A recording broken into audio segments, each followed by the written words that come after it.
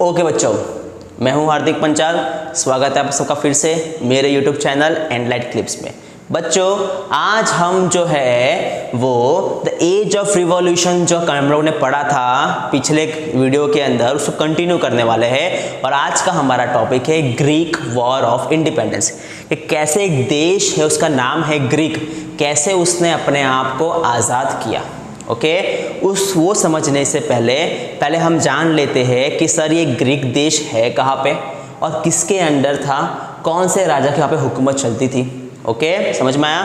तो बच्चों आप ये मैप देख रहे होंगे, आपको सामने मैप दिख रहा है, ठीक है। ये पूरे यूरोप का मैप है, ठीक है। फोकस बच्चों यहाँ होना चाहिए, हमारा फोकस यहाँ होना चाहिए। कौन सा एम्पायर है बच्चों? ये ऑटोमैन एम्पायर। कौन सा एम्पायर है बच्चों? ये ऑटोमैन एम्पायर, जो एक मुस्लिम एम्पायर था, जहाँ का रूलर एक मुसलमान था।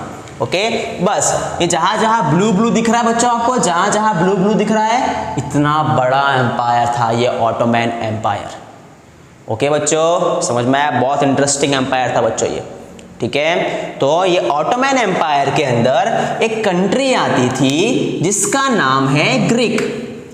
ऑटोमैन एम्पायर के अंदर एक कंट्री आती थी जिसका नाम है ग्रीक। ओके बच्चों, समझ में आया? तो ये ग्रीक है, तो यहाँ के लोग भी परेशान हुए थे। ओके, कब हुए परेशान? तो पहले से ही थे कि ऑटोमैन एम्पायर के अंदर उनको रहना पड़ रहा है, उनकी लैंग्वेज अलग है, उनका कल्चर अलग है, ठीक है। तो ये ऑटोमैन एम्पायर तो एक मुसलमान देश है, उनके साथ मैच नहीं हो पा रहा था ना। उस देश का जो ये ऑटोमैन एम्पायर का जो राजा था ना, उन पे फोकस कर रहा था। तो यहाँ के लोग बहुत परेशान हो गए थे बच्चों, उनको चाहिए थी आज़ादी, किसी वजह से हमको आज़ादी मिल जाएगा सब, ठीक है। कौन सा देश बच्चों? ग्रीक। कौन सा देश बच्चों? ग्रीक। ओके, समझ में आया? तो उन्होंने क्या किया वो पहले हम देखते हैं। ओके, अब बच्चों इस स्टार्टिंग करने से पहले मैं पहले आपको चीजें थोड़ी इंफॉर्मेशन बता देता हूं कि ग्रीक जो है, ग्रीस आप बोल लो, ठीक है। ये ग्रीक और ग्रीस आप पहले फोटो देख लो अच्छे से, दिख रहा है सबको फोटो? ये सब अलग अलग मॉन्यूमेंट्स है जो ग्रीक के अंदर मौजूद है। सबकी डिजाइन अलग अलग है, सबके आर्किटेक्चरल डिजाइन अलग अलग है। ओके, सबकी आर्किटेक्चरल डिजाइन अलग अलग है, ठीक है। इसका मतलब क्या बच्चों कि जो ग्रीक है वो पुरानी सभ्यताओं में से एक है। ओके, यूरोप का सबसे पुरानी सभ्यता वो जो है वो ग्रीक के अंदर मौजूद है। इसलिए जितने भी यूरोपियन कंट्री है, चाहे आप बेल्जियम ले लो, नीदरलैंड ले लो, फ्रांस ले लो आप, ओके, पोलैंड ले लो आप, ठीक है, ऑस्ट्रिया ले लो, जर्मनी ले लो, हंगरी ले लो, इन सब का जो है वो एक अस्तित्व, ओके, इन सब कंट्रियों का अस्तित्व वो जो है वो ग्रीक से है। क्योंकि वो सब समझते हैं कि यूरोपियन जो है वो पूरा यूरोपियन देश का सबसे पुराना साम्राज्य या फिर सबसे पुराना जो है हिस्ट्री, ओके, वो हमारी ग्रीस से ही शुरू होती है। ओके, समझ में आया? हमारी परंपरा, सबसे पुरानी परंपरा पूरे यूरोपियन देश की वो ग्रीक ही है, वहाँ से शुरुआत होती है। तो सबको एक इमोशनली कनेक्टेड है ग्रीस से। पूरे यूरोपियन कंट्री ग्रीस को अपना फोर फादर लैंड मानती है कि जैसे जो शुरुआत हुई है वो यहाँ से ही हुई है, इसलिए एक इमोशन कनेक्ट है ग्रीस के लिए। ओके, तो ये पूरे यूरोपियन कंट्री ये चाहती थी कि भाई ऑटोमन एम्पायर से ग्रीस है वो अलग हो जाए, ठीक है, समझ में आया? क्योंकि ग्रीस ऐसा देश है जो पुरानी सभ्यताओं का पालन करता है, यूरोपियन स्पेशलाइजेशन यूरोप की पुरानी सभ्यताओं का, ठीक है। शुरू करते हैं बच्चों कि कैसे ये सब हुआ था। The Greek war of independent 1821 के अंदर हुई थी बच्चों।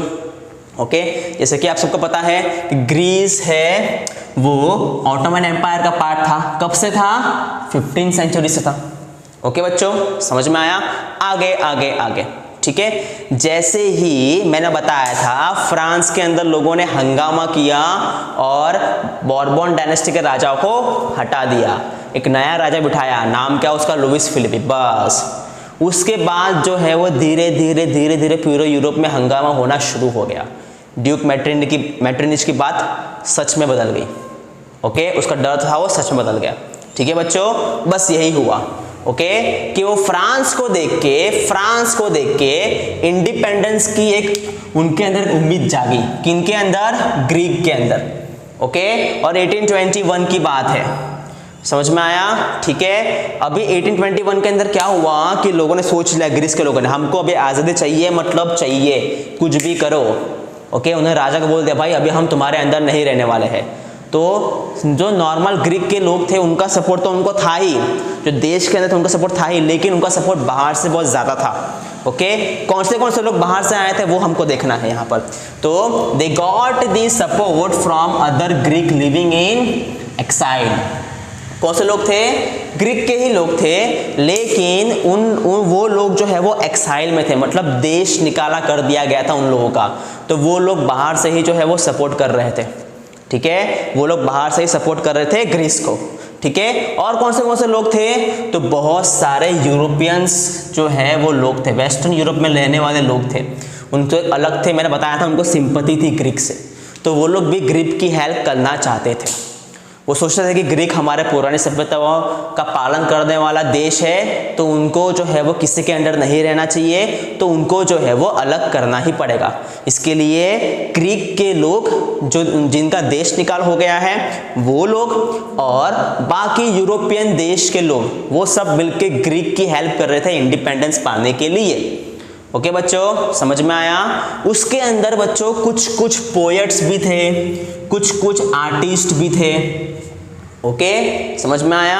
पोएट मतलब पोएट्री भी लिखने वाले, आर्टिस्ट मतलब आर्किटेक्चरल काम करने वाले, पेंटिंग्स बनाने वाले, मूर्तियां बनाने वाले, वो सब आर्टिस्ट, वो लोग भी जुड़े हुए थे इस वॉर के अंदर। उनको भी ग्रीस, उनका देश है वो आज़ाद चाहिए था। ओके, समझ में आया?